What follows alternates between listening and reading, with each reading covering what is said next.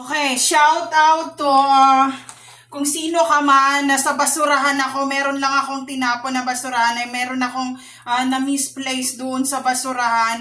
And kung sino ka man, Joshua, Mabulag, Chitoma, please, makipagkita ka sa akin dito sa may Tres Terraces, Lagro, Fairview, Manila, Philippines.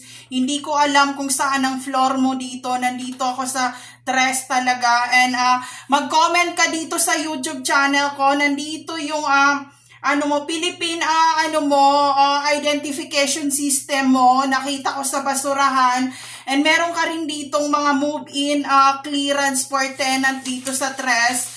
Importante to, kung nag-move in ka dito, baka kailangan mo to dito sa condo mo. Hindi ko alam kung saan ka dito, sa room dito, kung anong floor mo. Shout out sa iyo, and kumuha ka pa ng nitong Philippine Static Authority na to. So, andito lahat ng mga identification. Anong nangyari sa iyo? Bakit mo tinapon to lahat sa basurahan? Dito to sa may Tres, para magkalinawan tayo, kasi ita-turn over ko to sa'yo. And this is very important identification na ayoko ng issue talaga. And concern lang ako kasi nga may hinahanap din ako sa basurahan, and marami ring nangyayari sa buhay ko ngayon. So magtulungan tayo. Sino tong Joshua MG Toma PBI debit card mo na ATM?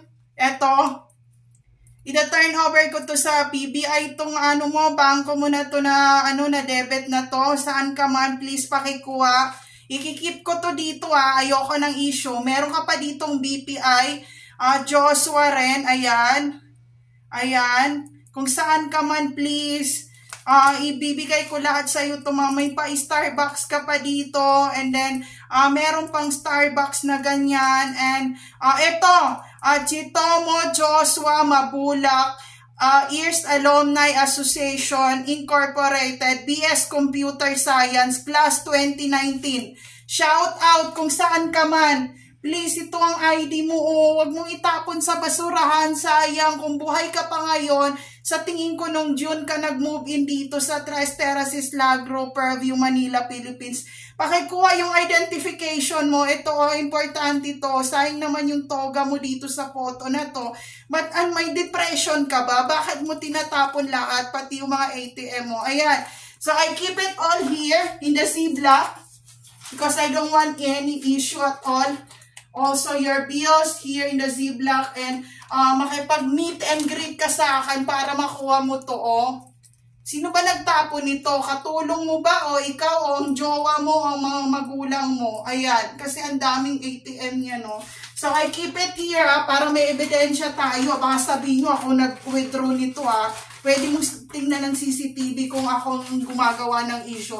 So, ayan, meron kang pasensos dito. Ayan, lahat. And ibabalik natin to sa government dito sa malapit sa City Hall, kung saan ka man, kasi nga mahirap na, baka na-salvage ka na or kinidnap ka at least, diba? So ayan, nasa Ziploc lahat. I keep it here.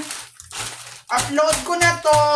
Kung sino ka man, yung pangalan mo, sandali, lagay natin yung pangalan mo dito sa YouTube channel ko.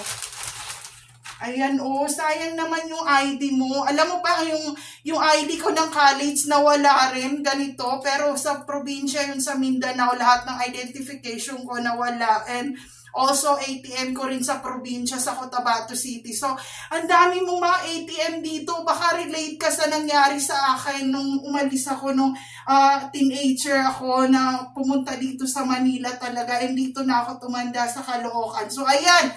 Pakikuha, pakikuha. Ayaw pumuntang police station, baka na-salvage ka, mahirap na. So, ayun, gusto ko lang i-share, friends, kasi may hinahanap din ako sa basurahan. And, ayun, magtulungan tayong lahat. Baka na-set up ako na akong kumuha ng kwarto mo dito,